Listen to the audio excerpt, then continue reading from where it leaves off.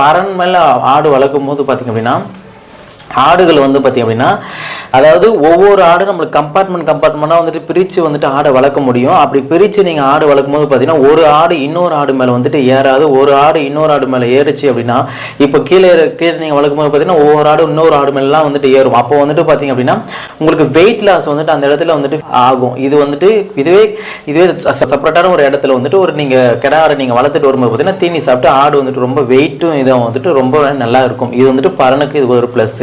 அடுத்தது பார்த்தி அப்படின்னா ஒவ்வொரு டைமும் நீங்கள் வந்துட்டு ஆடுகளுக்கு தண்ணி கொண்டு போயிட்டு வைக்கிறது, இல்லை கலப்பு தீவனத்தை கொண்டு போயிட்டு வைக்கிறது, இல்லை பசு தீவனத்தை நீங்கள் கொண்டு போயிட்டு போடுறது, இது எல்லாமே வந்து பார்த்தீங்க அப்படின்னா மேனுவலாக நீங்கள் இந்த பறன் மேலே வளர்க்கறதை விட்டு மீதி 2 மெத்தட் இருக்கு பற்றி அந்த மெத்தடில் நீங்கள் பண்ணும்போது பார்த்தீங்க அப்படின்னா நீங்களாக தான் பண்ணுற மாதிரி இருக்கும். இப்போ அதுவே வந்துட்டு பரன்மேலில் வளர்க்குறீங்கன்னா அடுத்து ஜஸ்ட் இது எல்லாமே ஸ்மார்ட் ஒர்க்காக நீங்கள் வந்து மாற்றிருப்பீங்க. அதாவது வந்துட்டு பழுப்பு லைன் கொடுத்துட்ருப்பீங்க, மேலே பழுப்பு லைன் கொடுத்துட்டுப்பீங்க, அதிலே தண்ணி ஆன் பண்ணால் கீழே வந்துட்டு தொட்டியில் தண்ணி